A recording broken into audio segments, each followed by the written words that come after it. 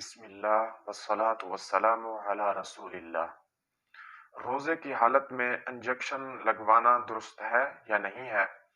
روزے کی حالت میں انجیکشن بھی لگوا سکتے ہیں اور گلوکوز کی بوتل وغیرہ بھی لگوا سکتے ہیں۔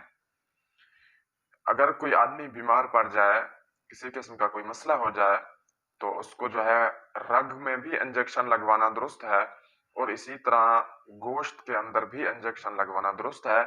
اس سے روزہ نہیں ٹوٹے گا، اور گلوکوز کی بوتل کا بھی یہی حکم ہے، وہ بھی روزے کی حالت میں لگوا سکتے ہیں۔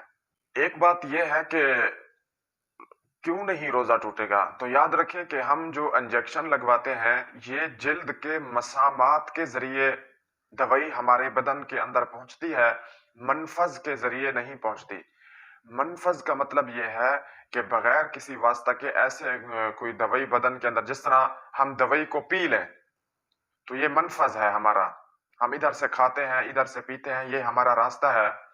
تو اگر ہم دوائی پی لیں تو ہمارا روزہ ٹوٹ جائے گا۔ وہ جو انجیکشن ہم لگوا رہے ہیں گوشت کے اندر یا رگ کے اندر، اگر وہی ہم پی لیں تو ہمارا روزہ ٹوٹ جائے گا۔ لیکن ہمارا جو کھانے پینے کا راستہ ہے اس جگہ سے ہم دوائی استعمال نہیں کر رہے، بلکہ ہم ایسی جگہ سے دوائی بدن کے اندر پہنچا رہے ہیں کہ جو منفذ نہیں ہے، یعنی نہ اس سے ہم کوئی چیز کھاتے ہیں نہ اس سے ہم کوئی چیز نکالتے ہیں۔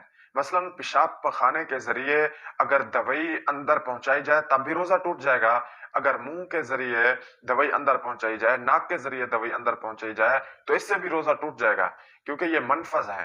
ان کے علاوہ باقی جلد سے چمڑے کے اوپر جو ہم ٹیکا انجیکشن لگواتے ہیں تو یہ مسام ہوتے ہیں۔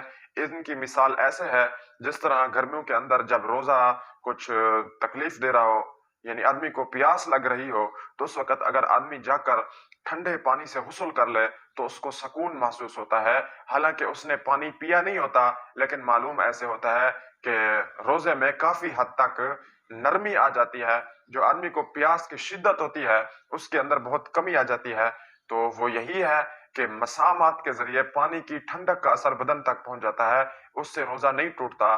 جس طرح غسل کرنے سے روزہ نہیں ٹوٹتا، اسی طرح انجیکشن اور بوتل وغیرہ لگوانے سے بھی روزہ نہیں ٹوٹتا، روزے کا اس پر کوئی اثر نہیں ہے۔